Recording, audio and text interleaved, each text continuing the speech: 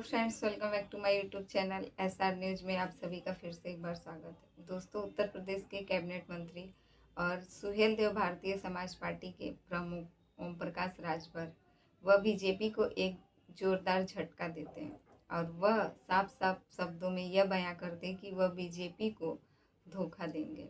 यानी कि बीजेपी को धोखा देने जा रहे हैं ओम प्रकाश राजभर और साथ में एनडीए को भी। अब ओम प्रकाश राजभर के इस बयान की वजह से बीजेपी के साथ साथ एनडीए की भी परेशानी बढ़ गई है और बीजेपी और एनडीए दोनों की आपस में सुगबुगाहट जो है वह तेज हो चुकी है। ओम प्रकाश राजभर इन दिनों पहुंचते हैं बिहार और एक जनसभा के दौरान वह ये ऐलान करते हैं कि वह बीजेपी को धोखा देने जा रहे हैं अगर उनकी कुछ शर्तें भारतीय जनता पार्टी नहीं मानती है तो। ओम प्रकाश राजभर एक बयान देते हैं और वह कहते हैं कि उन्होंने कुछ सीटों को तय किया है और उनकी तय किए हुए सीट अगर उन्हें भारतीय जनता पार्टी नहीं देती है तो वह भारतीय जनता पार्टी के साथ भी वही करेंगे जो कि उन्होंने 2022 के चुनाव में समाजवादी पार्टी के साथ किया था। यानी कि उन्होंने ऐन मौके पर आकर समाजवादी पार्टी को ठुकरा दिया था और अब वही काम वह फिर से दोहराने जा रहे हैं भारतीय जनता पार्टी के साथ। एक बार फिर से उत्तर प्रदेश में 26 में जो लोकसभा का चुनाव आने वाला है, इसी बात को दोहराते हुए ओम प्रकाश कहते हैं कि अगर उनकी कुछ सीटें जो कि उन्होंने तय की हैं और उनकी तय की हुई सीटों को अगर भारतीय जनता पार्टी नहीं देती है तो वह फिर जिस प्रकार से समाजवादी पार्टी को ठुकराए थे वैसे ही भारतीय जनता पार्टी के साथ भी करेंगे। यानी कि वह बीजेपी को धोखा देंगे और बीजेपी ही नहीं, वह भारतीय जनता पार्टी के साथ साथ एनडीए को भी यही टेंशन दे देते हैं। अब उधर बिहार में नीतीश कुमार और भारतीय जनता पार्टी दोनों की टेंशन जो है वह काफ़ी बढ़ गई है, क्योंकि अगर जो समाजवादी पार्टी के साथ हुआ था वही अगर ओम प्रकाश राजभर इन दोनों पार्टियों के साथ दोहराते हैं तो कहीं ना कहीं इन दोनों की हार जो है तय है और इन दोनों की पार्टी जो है वह पूरी तरीके से टूट जाएगी।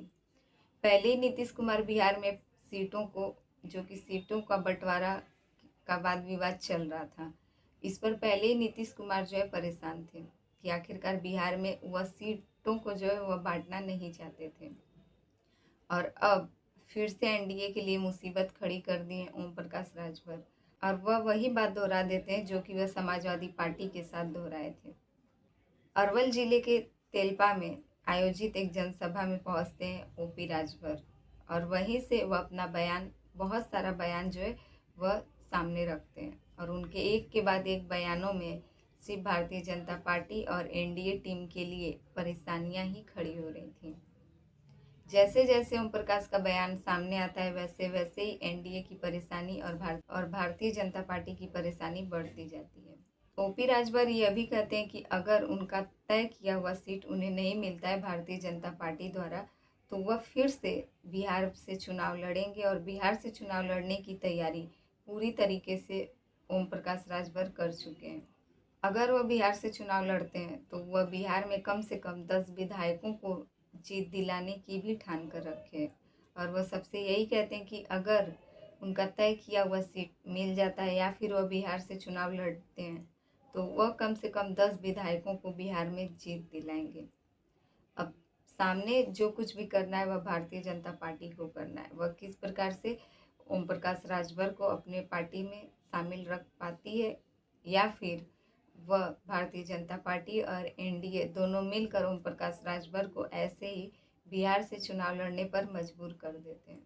अब देखा यह जा रहा है कि ओम प्रकाश राजभर बिहार से चुनाव लड़ना क्यों चाहते हैं। ऐसा अभी तक कोई भी बात सामने नहीं आया कि ओम प्रकाश राजभर बिहार से चुनाव क्यों लड़ेंगे, लेकिन वह जिस प्रकार से खुले में यह चुनौती भारतीय जनता पार्टी और एनडीए को दे चुके हैं कि वह बिहार से चुनाव लड़ने जा रहे हैं और बिहार से चुनाव लड़ने की पूरी तैयारी ओम प्रकाश जो है कर चुके हैं। तो आपको क्या लगता है, क्या ओम प्रकाश राजभर बीजेपी को धोखा देंगे? क्या वह एनडीए के लिए भी परेशानी खड़ी कर सकते हैं? और आपको लगता है कि ओम प्रकाश राजभर अगर बीजेपी और एनडीए को छोड़कर बिहार से चुनाव लड़ते हैं तो क्या उनको वह कामयाबी हासिल हो पाएगी? यह कोई नया बात नहीं है कि ओम प्रकाश राजभर जो पलटवार हो रहे हैं। वह बहुत पहले भी समाजवादी पार्टी के साथ यही काम कर चुके हैं। वह एन मौके पर आकर वहाँ से पलटवार होकर बीजेपी में शामिल हुए थे और अब बीजेपी को भी धोखा देते हैं और एनडीए को भी धोखा देते हुए वह किसी और पार्टी में शामिल होने जा रहे हैं। अगर उनकी तय की हुई सीट नहीं मिलती है तो वह फिर से एक नई पार्टी भी बना सकते हैं बिहार में, ऐसा ओम प्रकाश राजभर का बयान रहता है। तो इन सब से आपको क्या लगता है, क्या ओम प्रकाश राजभर बिहार से चुनाव लड़ेंगे और वह उसमें कामयाब हो पाएंगे? क्या वह 10 विधायकों को बिहार से जीत दिलवा पाएंगे? इन सब को लेकर आपकी जो भी राय कमेंट करके ज़रूर बताइएगा। हमारे चैनल पर नए हैं तो प्लीज़ हमारे चैनल को सब्सक्राइब कर दें और वीडियो पसंद आए तो लाइक कमेंट ज़रूर कीजिएगा।